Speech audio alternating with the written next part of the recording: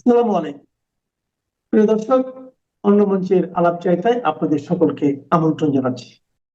নমস্কার, আমি তরুণ ঘোষ। দর্শক, ওসমান হাদি হত্যাকাণ্ডে সম্ভবত জড়িত আরো একজন ধরা পড়েছে। কালকে রাত্রিবেলা গোপন সূত্রে খবর পেয়ে কোনো একটা এজেন্সি, সম্ভবত এনআইএই হবে, মসলান্দপুর থেকে গাইঘাটা থানার উত্তর চব্বিশ পরগনার গাইঘাটা থানার মসলন্দপুর এলাকা থেকে একজনকে ধরে। আজকে তাকে কোর্টে প্রডিউস করা হয়েছে। এই খবরটা কিন্তু যে পাওয়ার যে সম্পূর্ণ কৃতিত্ব, সেটা হচ্ছে এবিপি আনন্দতে চাকরি করা আমার এক বন্ধুর। আমি জানতাম না, সেই আমায় খবর দিয়ে, আমার ছোট ভাইয়ের মতো খবর দিয়ে বললো, দাদা তুমি এটা জানো? তাই এটা হয়েছে। তাই বলো, তোদের টিভিতে দেখাচ্ছে না কেন? বললে আমাদের দেশের আমাদের টিভি তো, তুমি তো জানো, বাংলাদেশের খবর দেখালে পরে মানুষ সঙ্গে সঙ্গে চ্যানেল ঘুরিয়ে অন্যদিকে চলে যায়। ওই জন্য টিআরপি রেট নেমে যাবে, আমরা বাংলাদেশের খবর দেওয়া বন্ধ করে দিয়েছি। তো হাদি ফাদি তো আমাদের এখানে তো লোক চেনে না, এই খবরটা তুমি করে দাও। খবর পাকা। কালকে রাত্রিবেলা শুধু তোকে তোলেনি, এবার তাকে যারা আশ্রয় দিয়েছে, তার আত্মীয় স্বজন বোধহয়, তাকে যারা আশ্রয় দিয়েছিল তাদেরকেও থানায় তুলে নিয়ে গিয়েছে সম্ভবত, তার যা খবর। এখন এই যে হাদির কাণ্ডে যে দুজন ধরা পড়লো, ফয়জাল আর একজন, নামটা মনে নেই, তাদেরকে জিজ্ঞাসাবাদ তো এখনো করা হচ্ছে। জিজ্ঞাসাবাদ করে তাদেরকে সমস্ত জানা হচ্ছে, কোথায় কে কে আর সঙ্গে আছে না আছে, আর কোথায় কোথায় এজেন্সি আছে, তারা কার মাধ্যমে এসেছিল। এই তাদের মাধ্যমে, যাদের মাধ্যমে তারা এসেছিল, সেই এজেন্সির দুজনকে, দুটো ছেলে ছিল, দুটো মেয়ে ছিল, মেয়ে দুটো পালিয়ে গেছে, দুটো ছেলে তারা আটক হয়েছে। অ্যারেস্ট বলবো না, তারা আটক হয়েছে। এখন এই আটক হওয়ার পরে এখন তাদের কাছ থেকে জিজ্ঞাসাবাদ করে এবার বাকি খবরটুকু জানা যাবে। তবে হাদি হত্যাকাণ্ডে যদি সত্যি এ জড়িত থাকে, তাহলে পরে আপনাদের হিসেব কিন্তু অনেক গন্ডগোল হয়ে যাবে। কারণ হাদি হত্যাকাণ্ডে কিন্তু দুজন নয়, একাধিক লোক ছিল। তার মানে এখনো জিজ্ঞাসাবাদ চলছে এবং এখনো কিন্তু ধরপাকড় চলছে। সম্ভবত এনআইএ ধরপাকড়টা করছে। আর এদের সঙ্গে জড়িয়ে রয়েছে আরো সমস্ত অস্ত্র ব্যবসায়ী যারা আছে, তারা জড়িয়ে রয়েছে। কারণ এপারে এসে তারা অনেক কর্মকাণ্ড করে, অস্ত্রের চালান করে, নকল নোট চালান করে, তারপর ড্রাগস চালান করে। এই সমস্ত এজেন্সি, এই মানে ওদের এজেন্ট যে চেন আছে, সেই চেনের মাধ্যমে এখন এনআইএ সেই চেনটা ভাঙার চেষ্টা করছে। এই যতটা হচ্ছে না, সব এই সীমান্ত এলাকা জুড়ে। আর সীমান্ত এলাকা জুড়ে এনআইএ এখন, ন্যাশনাল ইনভেস্টিগেশন এজেন্সি, তারা এখন অত্যন্ত তৎপর। এটা হচ্ছে কেন্দ্রীয় সরকারের আন্ডারে, এটা কিন্তু স্টেট গভর্নমেন্ট আন্ডারে নয়। তো এখন যে বিষয়টা দাঁড়াচ্ছে, যে এরপরেও যদি ধরা পড়ে, সেক্ষেত্রে আপনাদের অবাক হওয়ার কিছু থাকবে না। একই সঙ্গে সে আমায় বললো, তুমি কি আর একটা খবর শুনেছ? কি? বলে, এটা বাংলাদেশ সংক্রান্ত নয়, এটা আজকে ইরানের একটা মিসাইল একটা ঠুকে দিয়েছে আমেরিকান জেটকে। মানে সে ফুয়েল ভরে যায়, যেগুলো কেসি 123 নাকি একটা নাম, তাকে ইরাকের মাটিতে তাকে ঠুকে দিয়েছে। 3জন পাইলট সহ 3জন মারা গিয়েছে, আর পুরো প্লেনটা ভস্মীভূত হয়ে গিয়েছে। ইউএসের এই নিয়ে 4টে প্লেন গেল। 3টে প্লেন আগে কাতারের ওখানে গেছিল, 3টে F-35। তো এটা নিয়ে 4টে হলো। যদি F-35 গুলো ইউএস বলছে যেটা এটা ভুল করে মারা হয়েছে, কাতার মেরে দিয়েছিল। কিন্তু ভুল করে, আর কাতারের তো সৈন্যবাহিনী নেই, কি গুল মারছে, ওখানে তো ইউএসএ সোলজার রয়েছে। ইউএস সোলজার তো ইউএস এর প্লেনকে মারবে? র্যাডারে দেখতে পাচ্ছে। মেরেছে এখান থেকে ইরান, সেটাকে কোনো রকমে এখন ধামাচাপা দেওয়ার চেষ্টা করা হচ্ছে। তো এই দুটো খবরও আমাকে দিল, মাঝে মাঝে আমায় খবর দেয়, এটা শুনেছে ওটা শুনেছে, আমাদের টিভি তো করবে না, কারণ বাংলাদেশ হলে পরে মুখ ঘুরিয়ে চলে যায়। আচ্ছা, বাংলাদেশে এবার তেলের ব্যাপার, তেলের ব্যাপারে এখন কোনো সিদ্ধান্ত হয়নি। এই যে অতিরিক্ত তেল ফেল দেওয়া নিয়ে কোনো সিদ্ধান্ত হয়নি। ভারত কি বলেছে? ভারত বলেছে রণধীর জয়সওয়াল, আপনারা ভুল উচ্চারণ করেন, ওনার নাম হচ্ছে রণধীর জয়সওয়াল, রণধীর নয়। তো রণধীর জয়সওয়াল তিনি বলেছেন ভারত বিবেচনা করে দেখছে। হ্যাঁও বলেননি তিনি, নাও বলেননি। আজকে আবার তাকে ধরা হয়েছিল, আপনি বিবেচনা বলতে কি বলছেন, কি বোঝাতে চাইছেন? উনি তখন পরিষ্কার বলেছেন লবিতে, সাউথ ব্লকের লবিতে, আমি বিবেচনা বলতে এটাই বলেছি যে ওই শেখ হাসিনার চিঠি যেমন পাওয়ার পরে যেমন বিবেচনা করা হচ্ছিল, আমরা এরকম বিবেচনা করছি। আমি হ্যাঁও বলিনি, আমি নাও বলিনি। এখন যদি আমার বক্তব্যকে যদি বিকৃত করা হয়, তাহলে তো আমার কিছু করার নেই। এখন আমাকে দিতেই হবে, তার কোনো কিন্তু অর্থ নেই, কারণ আমার দেশের আগে মানে যেটা চাহিদা, সেই চাহিদাটাকে আমাকে পূর্ণ করতে হবে, এবং দেশের মানুষের আবেগ যেটা আছে সেই আবেগকে সম্মান দিতে হবে। আমি বলতে গিয়ে আমি নিজে না খেয়ে আমি অন্যকে খাওয়াচ্ছি, সেটা যেমন দৃষ্টিকটু, তেমনি নিজের পায়ে নিজে কুড়ুল মারার মতো। হ্যাঁ, আমার প্রচুর রইল, আমি আগের মতো পরিস্থিতি রইলাম। আমি এখানে তেল, আমি কাঁচা তেলকে আমি করছি, পরিশোধন করছি, করে ইউরোপে সাপ্লাই করছি। সেরকম যখন মানে পরিস্থিতি তখন চেঞ্জ হয়ে গেছে।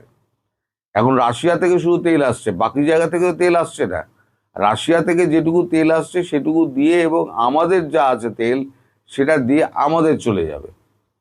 কিন্তু আরো অতিরিক্ত তেল, যেমন শ্রীলঙ্কাকে বন্ধ করে দেওয়া হয়েছে, নেপালকে বন্ধ করে দেওয়া হয়েছে, ভুটানকে বন্ধ করে দেওয়া হয়েছে, তেমনি বাংলাদেশ কিছু কিছু আলাদা নয় যে বাংলাদেশকে আলাদা করে দেওয়া হবে। হ্যাঁ, এখন যদি বাঁচে তখন দেখা যেতে পারে, সেটা বিবেচনা হচ্ছে, বিবেচনাধীন। আর সেটাকে যদি আমার কথাকে যদি উল্টো ব্যাখ্যা করা হয়, তাহলে তো আমার কিছু করার থাকে না।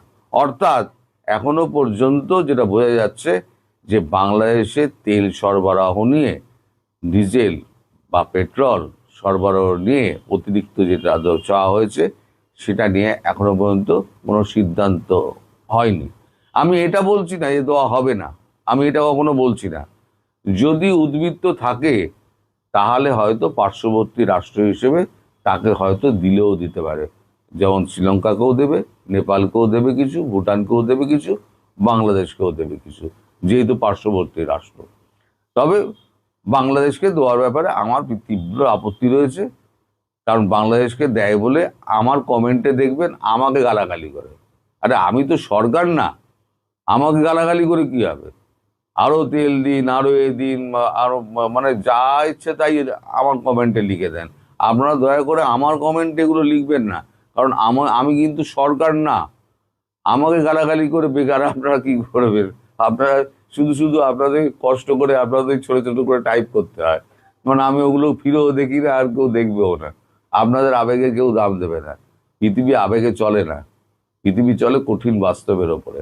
তো যাই হোক, এই হাদির হত্যাকাণ্ডের আর একজন যদি ধরা পড়ে থাকে, তাহলে পরে এই যে হাদি হত্যাকাণ্ডের সঙ্গে জড়িত থাকে, তাহলে এই নিয়ে হবে 3 জন। এখন নামটামগুলো আমি জানতে পারিনি, আমার সে জানাতে পারিনি। তা আমার বন্ধুর প্রতি আমার কৃতজ্ঞতা, সে আমাকে খবরটা দিয়েছে। আপনারা সবাই ভালো থাকবেন। যে আইসিটি গঠিত হয়েছিল ৭১-এর যুদ্ধ অপরাধী, মানবতার বিরুদ্ধে অপরাধীদের বিচার করবার জন্য, সেই আইসিটিতে কেন সেনা কর্মকর্তাদের বিচার হচ্ছে? কি অপরাধে তাদের বিচার করা হচ্ছে? যদি সেনাবাহিনীর ওই কর্মকর্তারা ওই অপরাধ করে থাকে, তাহলে সেই বিচার করবার জন্য সেনা আইন কিংবা প্রচলিত আইন আছে কিনা, কিংবা আইসিটি একমাত্র আইন কিংবা আইসিটি বেস্ট আইন সেটা নিয়ে প্রশ্ন উঠেছে। যাদের বিরুদ্ধে আইসিটিতে মামলা করা হলো, যে অপরাধের কথা বলে মামলা করা হলো, তারা কি আসলেই সেই অপরাধে অপরাধী? কিভাবে এই আর্মি অফিসারদের সিলেক্ট করে এই মামলায় ঢুকানো হলো? ৭১-এর যুদ্ধ অপরাধ, মানবতা বিরোধী অপরাধ, এসবের জন্যই কিন্তু জাতীয় সংসদে আইন করে এই আইসিটি গঠিত হয়েছিল, ইন্টারন্যাশনাল ক্রাইমস ট্রাইব্যুনাল। কিন্তু ২০২৪ সালের জুলাই আগস্টের রেজিম চেঞ্জের পরে হঠাৎ করে আমরা দেখলাম যে উদ্ভট কিছু মামলা করা হলো, এবং এক একটা মামলায় শত শত আসামি, এক একজনের বিরুদ্ধে ২০০-৩০০ মামলা, মাননীয় প্রধানমন্ত্রী শেখ হাসিনার বিরুদ্ধে ৬৫০-র বেশি মামলা, এবং অধিকাংশ মামলাই হলো মার্ডার কেস। এবং এই সব মামলা এসে আইসিটিতে অবৈধ ইউনূস সরকারের ততোধিক অবৈধ অধ্যাদেশের মাধ্যমে অ্যাড করা হলো। এবং তারপরে আরো অবাক করা কাণ্ড যে আমরা দেখলাম সেনাবাহিনী কর্মকর্তাদেরও এই আইসিটিতে আনা হলো বিচার করবার জন্য। তাদের বিরুদ্ধে অপরাধ হলো হত্যা, গুম, এরকম নানাবিধ অপরাধ রয়েছে। আসলেই কি অপরাধগুলো সংগঠিত হয়েছিল কিনা, আসলেই যাদের বিরুদ্ধে মামলা করা হয়েছে তারা এর সাথে জড়িত কিনা, এই বিষয় নিয়ে আলাপ করব। তার আগে ইতিমধ্যেই আপনারা জানেন যে গত ২-৩ দিন ধরেই আমরা বিভিন্ন প্রচার মাধ্যমে, গণমাধ্যমে দেখছি যে আইসিটির একজন প্রসিকিউটরের ফোন আলাপ। তিনি একজন আসামির পরিবারের সদস্যের সাথে কথা বলছেন এবং ১ কোটি টাকা ঘুষ চেয়েছেন। ১ কোটি টাকা ঘুষ পেয়ে তিনি মামলাকে, তদন্তকে প্রভাবিত করবেন, এবং তিনি কিস্তিতে টাকাটা চেয়েছেন। এই রেকর্ডটি আমি আরো কয়েকদিন আগে পেয়েছিলাম। আমি আপনাদের বলেছি একদিন আমি সব প্রস্তুতি নেওয়ার পরেও এপিসোডটি করতে পারিনি, কারণ যিনি আমাকে কল রেকর্ডটি দিয়েছিলেন তিনি আমাকে শেষ মুহূর্তে রিকোয়েস্ট করেছে এটি যেন আমি না করি। সম্ভবত আমি করলে যতটুকু প্রচার হতো তার চেয়ে অনেক বেশি প্রচার এখন হয়েছে। কিন্তু আপনাদের একটা কথা বলি, এর বাইরেও আমার কাছে আরো বেশ কিছু ফোন আলাপ এসেছে, আরো বেশ কিছু প্রমাণ এসেছে। সো ওই যে ফোন আলাপটা আমরা শুনলাম বিভিন্ন প্রচার মাধ্যমে, গণমাধ্যমে, ওইটা আসলে টিপ অফ দ্য আইসবার্গ। পুরো বরফের একদম গভীরতা, শেকড় অনেক গভীরে। এটা, এই আইসিটি বেসিক্যালি ছিল একটা মানি মেকিং প্রজেক্ট বলা যায়, একটা সিন্ডিকেটের টাকা বানানোর প্রজেক্ট। পাশাপাশি এর মধ্য দিয়ে একটা রাজনৈতিক প্রতিহিংসা বাস্তবায়ন করা, এর মধ্য দিয়ে শেখ হাসিনাকে রাজনীতির থেকে মাইনাস করে ফেলা, তাকে ২৪ সালের ৫ই আগস্ট নির্মমভাবে হত্যার যে মূল পরিকল্পনা ছিল সেটি যখন ভেস্তে গেছে, তখন তাকে এই আইসিটিতে একটা প্রহসনের বিচারের মাধ্যমে মৃত্যুদণ্ড রায় দেওয়া হয়েছে। এবং এই রায়টা দেওয়ার পরে আপনাদের মনে আছে যে ঢাকাস্থ মার্কিন রাষ্ট্রদূতের একজন কর্মকর্তা তার নারী সাংবাদিকদের সাথে মিটিংয়ে এই রায়ের ব্যাপারে কথা বলেছিলেন। তিনি স্বীকার করেছিলেন যে এটা আইনগতভাবে সঠিক ছিল না, তারপরেও রায়ে তিনি তার সন্তোষ প্রকাশ করেছিলেন। তার মানে বুঝতে পারছেন যে কত গভীরে এই ষড়যন্ত্রটা ছিল। তো আজকে আমি শুধু এই সেনা কর্মকর্তাদের কিভাবে এই আইসিটিতে আনা হলো, এর পেছনে কি ষড়যন্ত্র, সেটি নিয়ে কথা বলবো। পরবর্তী কোনো এক পর্বে আরো কিছু বিষয় নিয়ে কথা বলবো। এই আইসিটির আরো কিছু প্রমাণ আমার কাছে এসেছে। আইসিটি সিন্ডিকেটে টাকা হলে বাঘের চোখও পাওয়া যায়। এখানে প্রথমত হলো যে আইসিটিতে আপনার যদি টাকা থাকে এবং আপনার যদি কারো বিরুদ্ধে শত্রুতা থাকে, মনে করেন যে আপনি আওয়ামী লীগের কোনো একজন এমপির উপরে খুব ক্ষুব্ধ, আপনি এই আইসিটিতে যদি টাকা দেন, এই তাজুল ইসলাম কিংবা তার প্রসিকিউটরের যে কাউকে যদি চুক্তি করে একটা টাকা দেন, ধরেন ৫০ লাখ বা ১ কোটি টাকা দেন, তাহলে ওই যে এমপির উপর আপনার ক্ষোভ, তাকে মামলা দিয়ে আইসিটিতে ঢোকানো হবে। আমি শুরুতে বলেছিলাম যে এটা একটা মানি মেকিং প্রজেক্ট, এটা একটা সিন্ডিকেট ছিল। এই সিন্ডিকেটের নেতা ছিল সদ্য যাকে তাড়িয়ে দেওয়া হয়েছে বিদায়ী চিফ প্রসিকিউটর তাজুল ইসলাম। এবং এখানে প্রায় ১৮ জন বা তার একটু কম বেশি, ২-১ জন পদত্যাগ করছে, ২-১ জনকে বাদ দিছে, প্রসিকিউটর রয়েছে, চিফ প্রসিকিউটর সহ, আর তদন্ত কর্মকর্তা আছেন ২৪ জন। এই যে টোটাল এরা, এই যে ৪২ থেকে ৪৫ জন, এরা সবাই মোটামুটি টাকা খায়। এবং প্রসিকিউটররা যে কেউ টাকা খাক, এটা তাজুলকে কমিশন দিতে হবে। আমার কাছে প্রমাণ আছে যে এই প্রধান তদন্ত কর্মকর্তা, চিফ প্রসিকিউটর ছাড়াও তাকে 10 লাখ টাকা ঘুষ দিয়ে আমাকে ফোন করে বলেছে যে ভাই আজকে 10 লাখ টাকা দিয়ে আসলাম। এই ভুক্তভোগীর পরিবার, আপনারা এর আগে শুনেছেন আশুলিয়ার মামলার আগে টাকার ব্যাগ নিয়ে আসামি পক্ষের একজন ঢুকেছেন এই এক প্রসিকিউটরের রুমে এবং সেই আসামিকে খালাস দিয়ে দেওয়া হয়েছে। ফোন আলাপে শুনেছেন 1 কোটি টাকা চেয়েছে, যেটা বললাম একটু আগে যে ফোন আলাপটা আপনারা শুনলেন, 2জন প্রসিকিউটর উদয় এবং মাহদি, তারাই মূলত ঠিক করেছে। মূলত সেনাবাহিনীর উপরে রাগ, সেনাবাহিনীকে ধ্বংস করা, সেনাবাহিনীর মধ্যে একটা প্রফেশনাল যারা, তাদের টার্গেট করে এবং মোটামুটি একটা পার্টিকুলার অংশকে টার্গেট করে কিন্তু আসামি করা হয়েছে। আপনি যদি আসামির লিস্ট দেখেন, হ্যাঁ, যে অফিসার সোর্ড পেয়েছে, একাডেমিক গোল্ড পেয়েছে, পুরা ক্যারিয়ারে হাইলি প্রফেশনাল, আমেরিকায় ট্রেইন, বিদেশে ট্রেইন, সেই সব অফিসারদের বেছে বেছে এই মামলায় আসামি করা হয়েছে। এবং আপনারা জানেন যে এই যে গুমের অভিযোগ করেছে যে ব্যারিস্টার আরমান, যিনি এই সান্ধ্য ভোটের সংসদের এমপি, যার বাবার ফাঁসি হয়েছিল যুদ্ধ অপরাধী মীর কাসেম আলী, সে আরমান এতদিন বলেছে সে গুম ছিল, এখন সে বলছে যে সে এই গত 7-8 বছর আত্মগোপনে ছিল এবং আত্মগোপনে থাকা নাকি গুমের মতোই। What is this?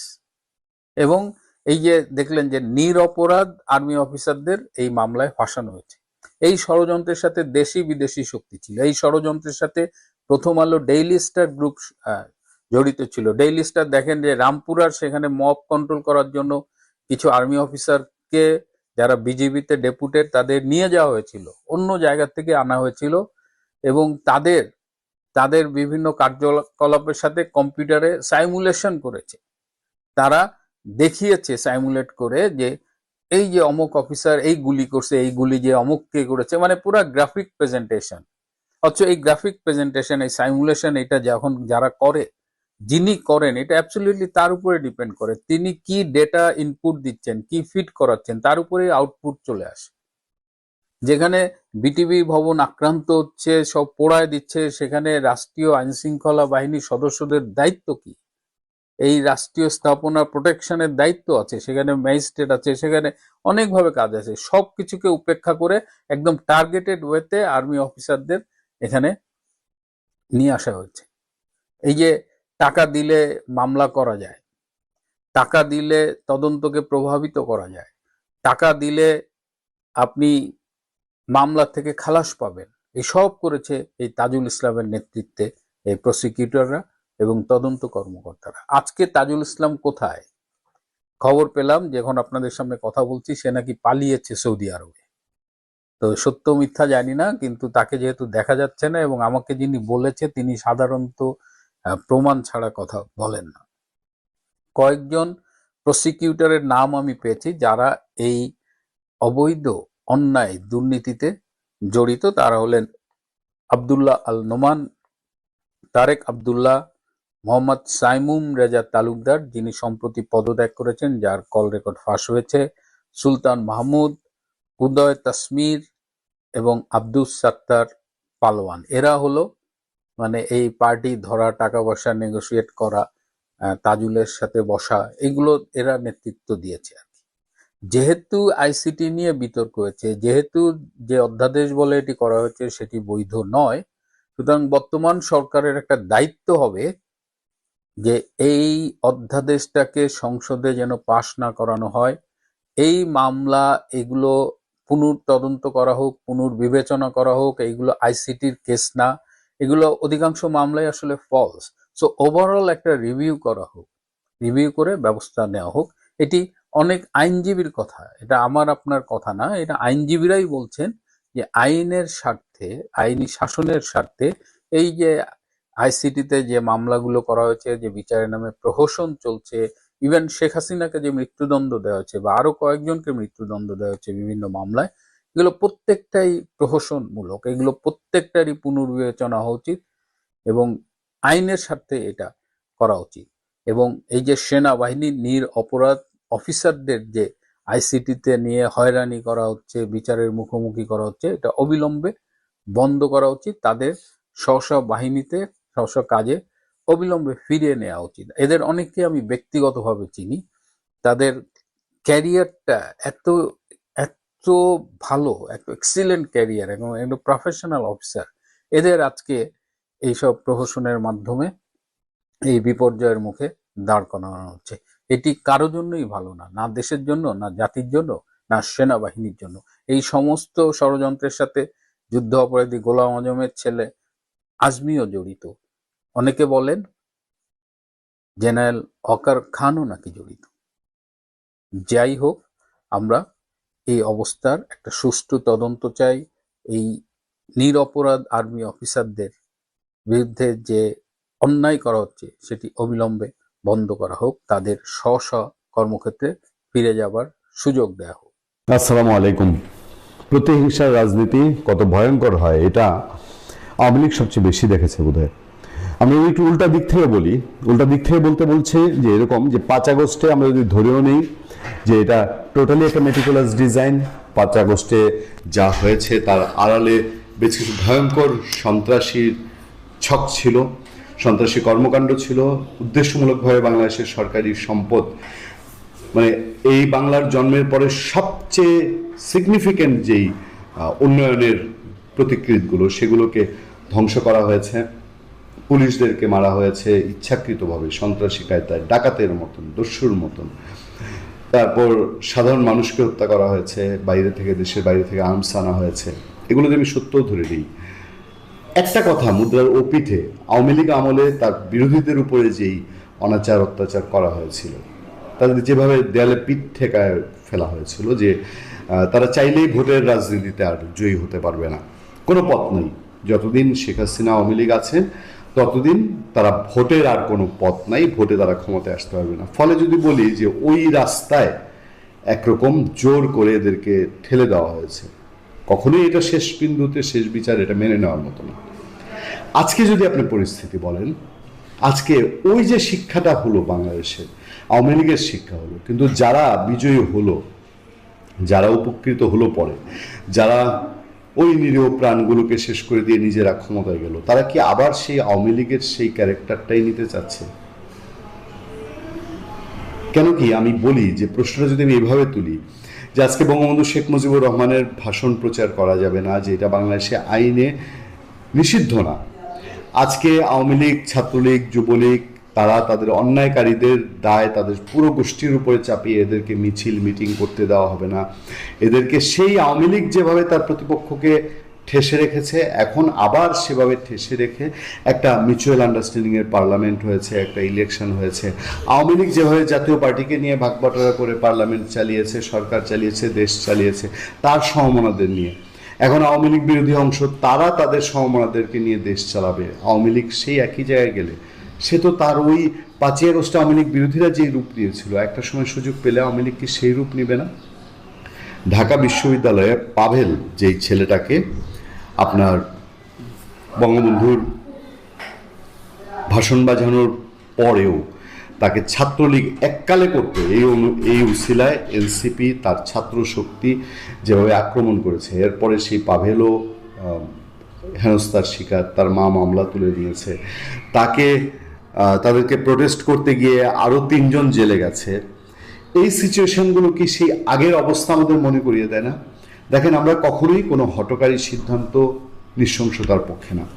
আজকে বাংলাদেশে যারা সুবিধাজনক অবস্থানে আছে, খুব দুঃখ লাগে এই জায়গাটায়, যারা এখন বাংলাদেশে ক্ষমতার কাছাকাছি আছে, কমফোর্টেবল পরিবেশে আছে, যারা আওয়ামী লীগ তাড়িয়ে বেড়াচ্ছে, একটা দিন তারা যখন অত্যাচারিত ছিল, নিপীড়িত ছিল, আমরা আমাদের ভয়েসের মাধ্যমে, আমরা আমাদের ভোকালের মাধ্যমে তাদের সেই অত্যাচার অনাচারের কথা বলেছি, তখন তাদের খুব ভালো লেগেছে।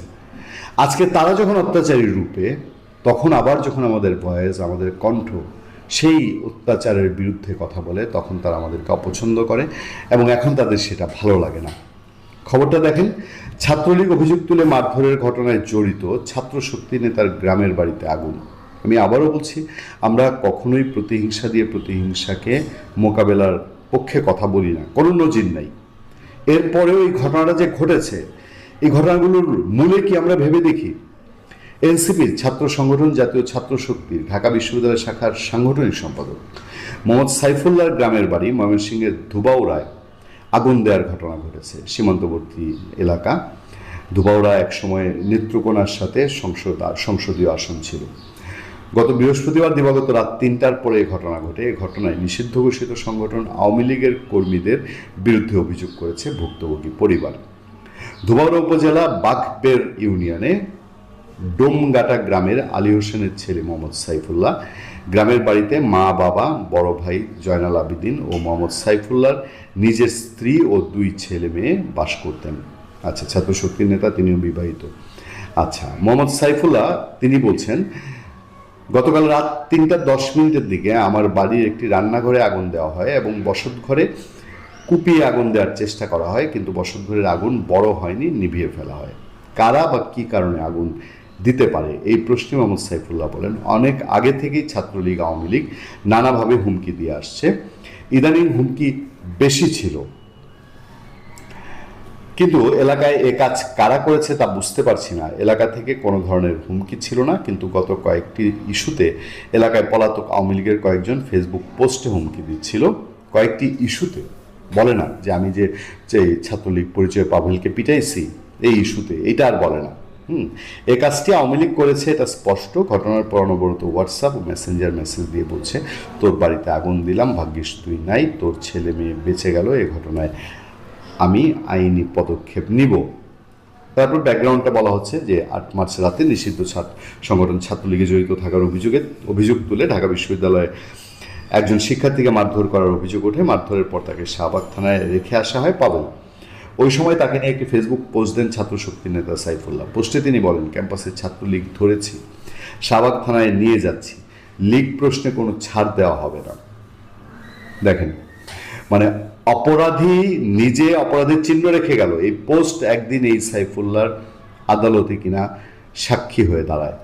মানে কত বড় বড়াই, কত বড় অনাচার আর অপরাধের এই দেশে আমরা বাস করি। একটা মানুষকে সেহরির টেবিলে পিটিয়ে 1 বার না 2 বার না 3 বার আহত করে বাংলাদেশে আইনের প্রতিকৃত যে জায়গাটা মানুষের প্রথম আশ্রয়স্থল, সেই থানার সামনে ফেলে এসে বড় গলায় বলছে আমি ছাত্রলীগ ধরেছি, শুধু পিটিয়েছি, ভাগ্যিস বলে নেই, শাহবাগ থানায় নিয়ে যাচ্ছি, লীগ প্রশ্নে কোনো ছাড় দেওয়া হবে না। পরবর্তী সময় তিনি ফেসবুক পোস্টটি আর আইডি থেকে ডিলিট করে ফেলেন। আইডি তো আর বিছা যায়নি, যাদের প্রয়োজন তারা নিশ্চয়ই সেই পোস্ট সংরক্ষণে রেখেছে।